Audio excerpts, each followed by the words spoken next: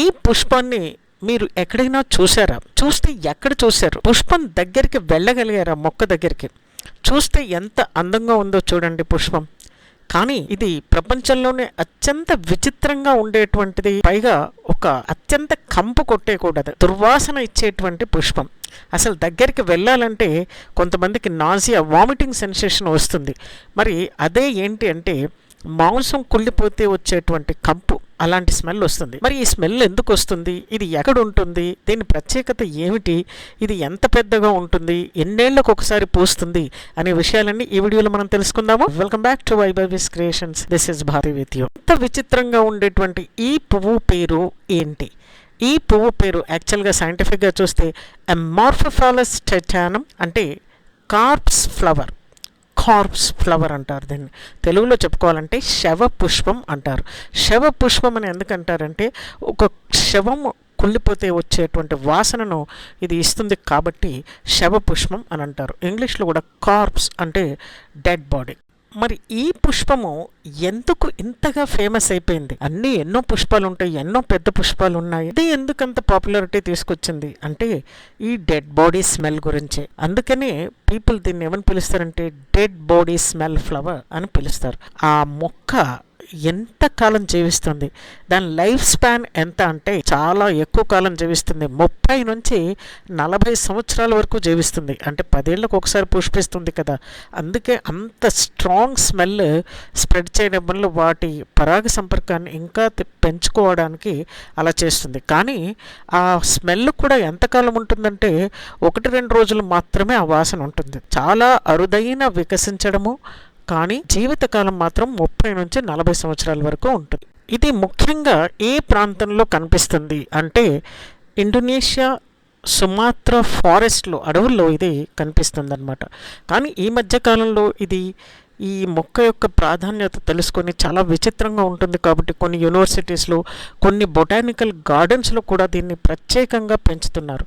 Friends, మరి ఈ మధ్యకాలంలో ఈ పుష్పం ఎక్కడ వికసించింది అంటే యూకే అండ్ యూఎస్ఏలో కూడాను ఒక కాలేజీలో వికసించింది. అక్కడికి మనకు కనిపిస్తూనే ఉన్నారు జనాలు చాలామంది వెళ్ళి కూడా దాన్ని వాళ్ళ కెమెరాల్లో బంధించేశారు. అంటే ఆ వాసనను తట్టుకొనైనా కూడా దాని దగ్గరికి వెళ్ళి చూడడం అంటూ జరిగింది.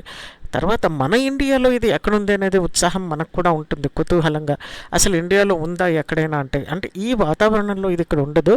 కానీ ఇప్పుడు మనం అనుకున్నట్టుగాను కొన్ని యూనివర్సిటీస్, కొన్ని శాంక్చురీస్ దీన్ని ప్రత్యేకంగా పెంచుతున్నారు. అలా ఫస్ట్ టైం జూలై 18, 2016లో Gurukula botanical sanctuary in Alattil, Wayanad district, కేరళలో ఇది పూయడం అంటూ జరిగిందనమాట. మరి ఇంత విచిత్రమైనటువంటి ఫ్లవర్ని మీకు చూడాలనిపిస్తే ఆ వాయనాడ్ దగ్గరికి కూడా ఎప్పుడైనా వెళ్ళి అది వికసించినప్పుడు చూడొచ్చు. అండ్ ఈ ఫ్లవర్ మనకి ఇక్కడ ఎలా కనిపిస్తుందో చూడడానికి మాత్రం అలాగే ఉంటుంది. అమార్ఫోఫాలస్ టైటానం, అదేనండి డెడ్ బాడీస్ ఫ్లవర్. ఇది యాక్చువల్గా ఎంత పెద్దగా ఉంటుంది, దీన్ని అన్బ్రాంచ్డ్ ఇన్ఫ్లోరసెన్స్ అంటారు. ఇది 10 ఫీట్ల వరకు కూడా పెరుగుతుంది. ప్రపంచంలోనే అత్యంత పెద్ద పుష్పాల్లో ఇది ఒకటి. మరి అంత పెద్ద పుష్పమే కాకుండా ఆ చెడు గంధాన్ని వెదజల్లడంతో ఇది ప్రపంచంలోనే ఒక పెద్ద అట్రాక్షన్గా ఉండిపోయింది. మరి ఎంత కంపును వెదజల్లేటువంటి ఫ్లవరు ఎప్పుడో కొన్నేళ్ల తర్వాత వికసించేది ఎంత పెద్దగా ఉంటుంది అంటే మాత్రం 10 ఫీట్ల హైట్ అండి, 7 to 10 ఫీట్ అంత ఎత్తుగా పెరుగుతుందన్నమాట ఇది. అంటే దాని వాసన ఎంత దూరం వెదజల్లుతుందో చూడండి. అంటే ప్రపంచంలోనే అత్యంత పెద్ద పుష్పాల్లో ఇది ఒకటి. మరొక పెద్ద పుష్పాన్ని కూడా చెప్పుకుంటారు, రఫ్లీషియా అని చెప్పేసి. అది కూడా చాలా లార్జెస్ట్ ఫ్లవర్. దాంతోపాటు ఇది కూడా అన్నమాట, అది కొంత దుర్గంధాన్ని వెదజల్లుతుంది. బట్ ఇది మాత్రం అల్టిమేట్, చాలా ఎక్కువ దుర్గంధాన్ని వెదజల్లుతుంది ఇది. ఇంత బ్యాడ్ స్మెల్, ఒక శవం కుళ్ళిపోతే వచ్చేటువంటి స్మెల్ వెదజల్లుతుందని అంటున్నాం మనము. అసలు ఈ స్మెల్ ఎక్కడి నుంచి వస్తుంది, అది ఎందుకు ఇది ఇట్లా స్ప్రెడ్ చేయాల్సిన అవసరం ఉంది ఆ ఫ్లవర్కి అంటే ఇది ఈ horrible smell putrescine, cadaverine and sulphur compounds ఇది ఆ పువ్వు నుంచి వెదజల్లబడతాయి అన్నమాట. ఆ పువ్వు వాటిని విడుదల చేస్తుంది. ఇలాంటి రసాయనాలను విడుదల చేస్తుంది కాబట్టి వాటికి ఏమవుతుందంటే ఇలాంటి కంపు కొట్టేటువంటి వాటికి ఈగలు, ఎస్పెషల్గా అదర్ ఇన్సెక్ట్స్ ఏవైతే ఉన్నాయో కీటకాలు అట్రాక్ట్ అవుతాయి అన్నమాట. మరి ఎందుకు అట్రాక్ట్ అవ్వాలంటే వాటికి పరాగ సంపర్కం అంటారు. పాలినేషన్ అది జరగాలి, వాటి ప్రత్యుత్పత్తి జరగాలి అని అంటే ఇవి చాలా అవసరం, ఇన్సెక్ట్ పాలినేషన్.